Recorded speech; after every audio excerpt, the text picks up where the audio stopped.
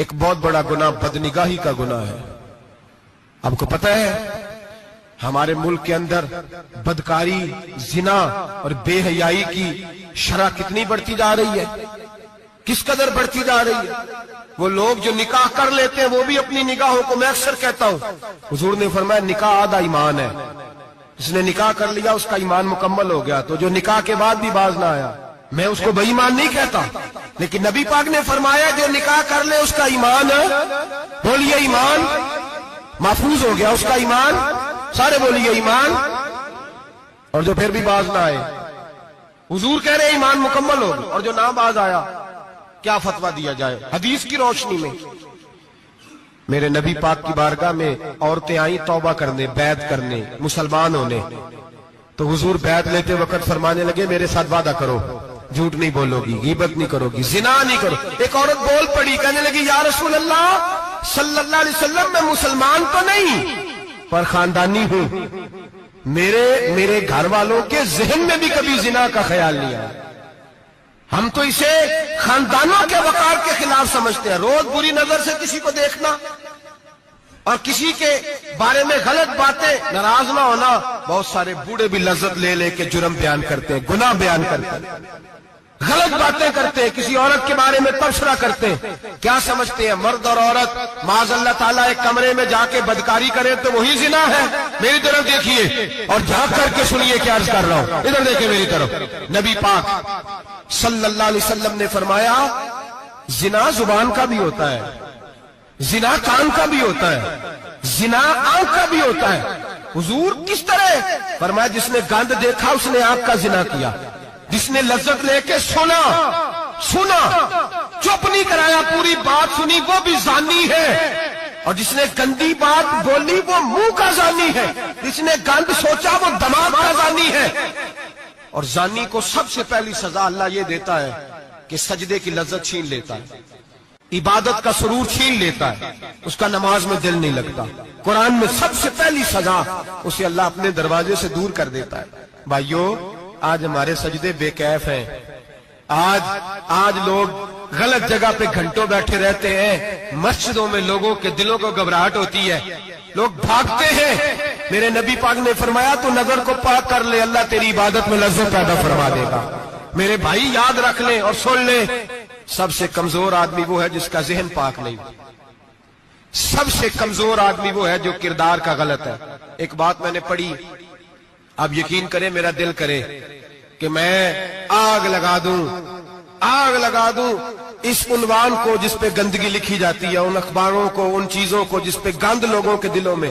وہ انڈیا کی ایک وزیر اعظم عورت گزری تو کسی نے اس سے کہا کہ پاکستان نے تو تمہیں شکست دی ہے، تم جیت نہیں سکے بڑا ملک ہو کے۔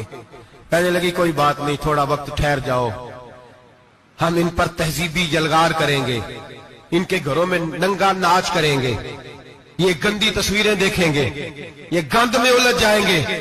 اور جو قوم گند میں الجھ جایا کرتی ہے وہ پھر کسی سے لڑنے کی طاقت نہیں رکھتی، اس کے اندر ڈٹ جانے کی ہمت نہیں ہوتی، اس کی غیرت کے جنازے نکل جاتے، دل کرتا ہے جل جائے وہ جل جائے جہاں سے برائی پھیلتی، تباہ ہو جائے وہ علاقے جہاں سے گند ہوتا ہے۔ لوگ گند کی کمائی کھاتے ہیں، گند کی، ایکٹروں کے ساتھ کھڑے ہو کے فوٹویں کھچاتے ہیں اور گناہ پہ فخر کرتے ہیں، اور گندے لوگ کہتے ہیں اللہ کا فضل ہے ہم گند پھیلا رہے ہیں، ثم معاذ اللہ۔ لوگ گناہ پہ فخر کرتے ہیں چوکوں چوراہوں میں۔ محمد بن قاسم آئے ہندوستان پہ راجہ دہر کے مقابلے میں، نوجوان میری طرف دیکھیں اور صحیح ہو کے بیٹھے، خاصے صحیح ہو کے بیٹھے، تقریر نہیں کر رہا، جذبات کا، میرے جذبات سنیں، دل کے پھپولے جل رہے ہیں سینے کے داغ سے، اللہ کی قسم روح کی گہرائی سے بات کر رہا ہوں، وہ بات کر رہا ہوں جو سینہ کہہ رہا ہے کہ پھٹ جائے اور کہنا نہ پڑے۔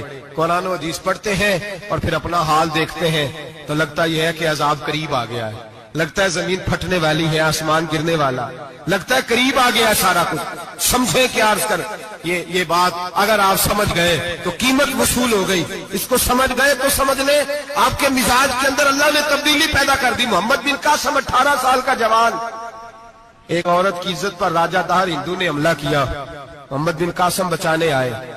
جب ہندوستان آئے فوج تھوڑی تھی، علاقہ تھوڑا تھا، راجہ دہر کی فوج بہت زیادہ، اور پھر اپنا عرب چھوڑ کے یہاں آ کے ہندوستان میں اس کے علاقے میں اس پہ حملہ کرنا، حالات خراب تھے۔ محمد بن قاسم پریشان ہے۔ ایک بزرگ نے دیکھا، کہنے لگے پریشان کی ہو؟ کہنے لگا سوچتا ہوں علاقہ بھی اس کا، فوج بھی اس کی، میرے فوجیوں کو تو رستوں کا بھی نہیں پتا، کیسے جنگ کریں گے، کدھر سے آئیں گے، اور پھر ہمیں زبان بھی نہیں آتی، کیسے کام ہوگا، ڈر رہا ہوں۔ 2-4 دن گزرے تو محمد بن قاسم اشاش بشاش ہو گئے۔ وہ بزرگ کہنے لگے خیر ہے، بڑے مطمئن ہو گئے ہو؟ کہنے لگے بس راجہ دہر ہم سے مقابلہ نہیں کر سکتا، راجہ دہر ہمارے مقابلے میں کھڑا نہیں ہو سکتا، وہ گرا کے گرا، وہ لڑکھڑایا کے لڑکھڑایا، ریزہ ریزہ ہو جائے گا۔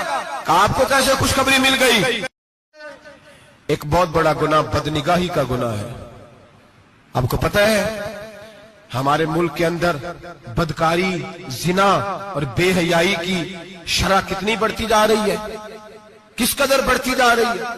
وہ لوگ جو نکاح کر لیتے ہیں وہ بھی اپنی نگاہوں کو، میں اکثر کہتا ہوں، حضور نے فرمایا نکاح آدھا ایمان ہے، جس نے نکاح کر لیا اس کا ایمان مکمل ہو گیا، تو جو نکاح کے بعد بھی باز نہ آیا، میں اس کو بے ایمان نہیں کہتا، لیکن نبی پاک نے فرمایا جو نکاح کر لے اس کا ایمان، بولیے ایمان محفوظ ہو گیا، اس کا ایمان، سارے بولیے ایمان، اور جو پھر بھی باز نہ آئے، حضور کہہ رہے ایمان مکمل ہو گیا، اور جو نہ باز آیا کیا فتویٰ دیا جائے حدیث کی روشنی میں؟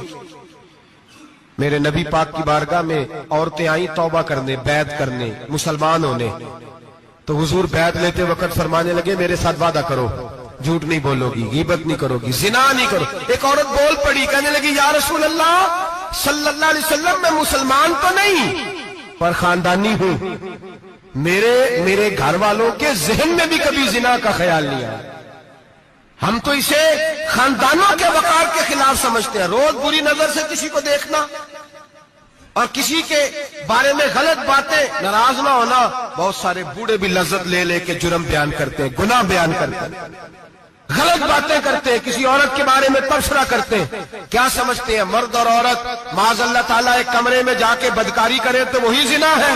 میری طرف دیکھیے اور جھانک کر کے سنیے کیا عرض کر رہا ہوں، ادھر دیکھیں میری طرف۔ نبی پاک صلی اللہ علیہ وسلم نے فرمایا زنا زبان کا بھی ہوتا ہے، زنا کان کا بھی ہوتا ہے، زنا آنکھ کا بھی ہوتا ہے۔ حضور کس طرح؟ فرمایا جس نے گند دیکھا اس نے آنکھ کا زنا کیا، جس نے لذت لے کے سنا چپ نہیں کرایا، پوری بات سنی، وہ بھی زانی ہے، اور جس نے گندی بات بولی وہ منہ کا زانی ہے، جس نے گند سوچا وہ دماغ کا زانی ہے۔ اور زانی کو سب سے پہلی سزا اللہ یہ دیتا ہے کہ سجدے کی لذت چھین لیتا ہے، عبادت کا سرور چھین لیتا ہے، اس کا نماز میں دل نہیں لگتا۔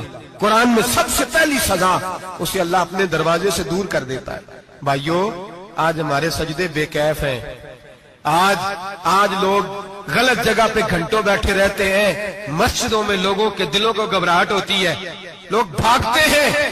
میرے نبی پاک نے فرمایا تو نظر کو پاک کر لے، اللہ تیری عبادت میں